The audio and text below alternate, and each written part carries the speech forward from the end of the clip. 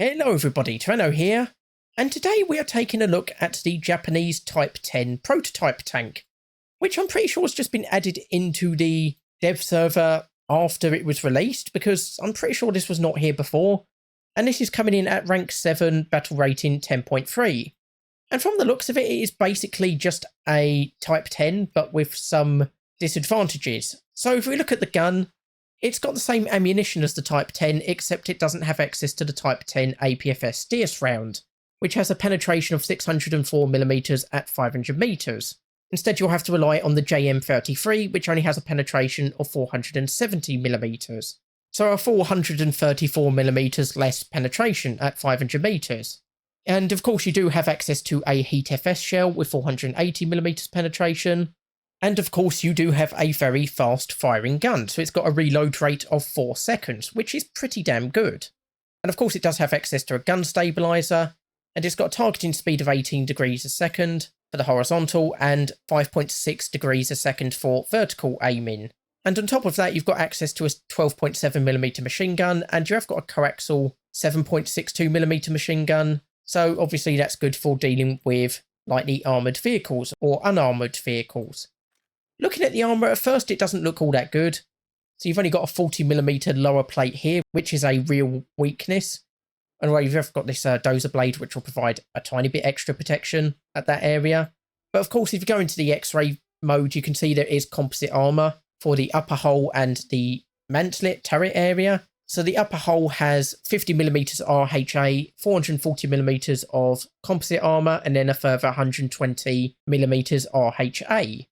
And for the turret, you've got 20mm, then another 285 to 565mm composite armour, and then a further 70mm RHA.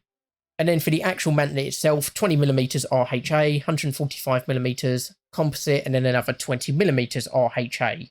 And then some cast homogeneous armour and RHA armour behind some of that around the mantlet. So this is pretty well protected from the front, at least for the upper hull and the turret area. Like I say, you have got this weak spot here, which is only 40mm. And for the sides, you've only got a protection of 35mm for the hull and turret. Though you do also have these 10mm of RHA armour skirts and 8mm rubber fabric screens. And then the rear is about 25mm. And the roof is also about 15 to 20mm, depending on where you're looking. So it's reasonably well protected from the front, but from the sides it will suffer a lot, and especially the roof and rear as well. Moving on to the mobility, it's got a 1061 horsepower engine, which gives a top speed of 44 miles per hour going forward and backwards. And that's with 8 gears for both directions. So a pretty speedy tank. Then inside the tank you've got more RHA armour screens, protecting the ammunition and the engine.